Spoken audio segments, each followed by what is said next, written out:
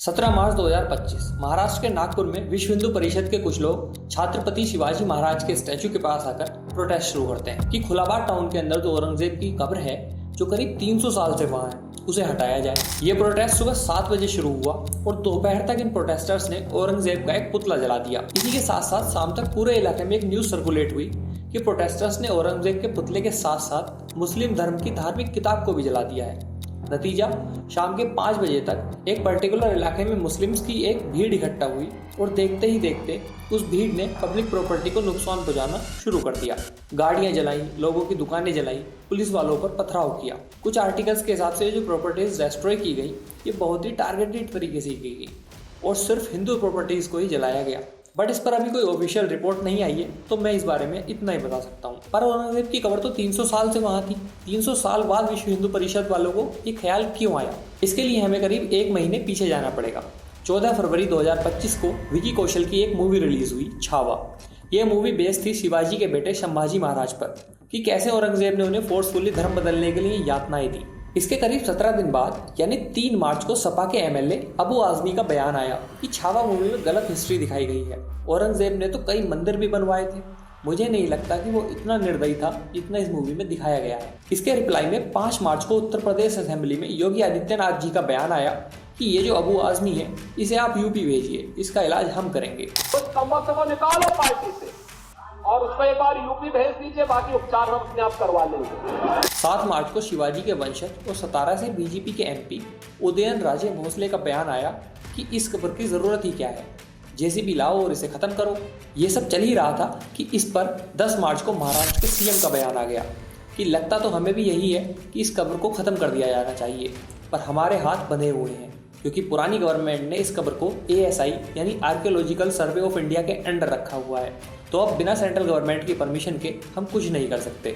11 मार्च यानी अगले दिन महाराष्ट्र के फॉर्मर सीएम नारायण राणे के बेटे नितेश राणे का बयान आया कि मैं तो कब्र को डिस्ट्रॉय करने के फुल सपोर्ट में हूँ और हम औरंगजेब की कब्र को ऐसे ही हटा देंगे कि पता भी बाद में चलेगा कि हुआ क्या, और इसे हटाने के लिए हमारे पास पूरे 5 साल है। तो इस बम में तो ये चिंगारी कई दिन पहले से ही लग रही थी, पर फाइनली 17 मार्च को ये फट गया और ऐसा फटा कि 30 से ज़्यादा पुलिसकर्मी इंजर्ड हो गए, कई लोगों के रोजगार में आग लगा दी गई, लाखों की पब्लिक प्रॉपर्टी को खत्म कर दिया गया। पर जिसके नाम पर इतना सब चल रहा है, जो औरंगजेब 300 साल पहले मर गया था, उसने ऐसा क्या किया था? ऑल्दो ये वीडियो औरंगजेब की लाइफ के बारे में नहीं है, पर अगर मोटा मोटा हमें देखना हो कि उसने अपनी लाइफ में क्या किया तो बात शुरू करते हैं 1659 से। 1659 में औरंगजेब ने अपने बड़े भाई दारा शिकोह को हराकर मुगल तख्त हासिल किया और यही नहीं, उसने दारा शिकोह का सर काटकर अपने पिता शाहजहां को भिजवा दिया, जिसे औरंगजेब ने पहले ही जेल में डलवा रखा था। औरंगजेब अपनी रिगरस पॉलिसीज के लिए जाना जाता था, जिसमें फोर्स कन्वर्जन शामिल थे।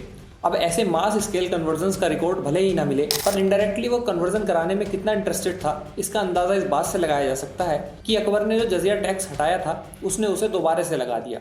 जिन्हें नहीं पता उन्हें मैं बता दूं कि जजिया एक टैक्स हुआ करता था जो नॉन मुस्लिम्स पर लगाया जाता था। उस टाइम की बात करें तो हिंदुओं और सिखों पर लगाया जाता था।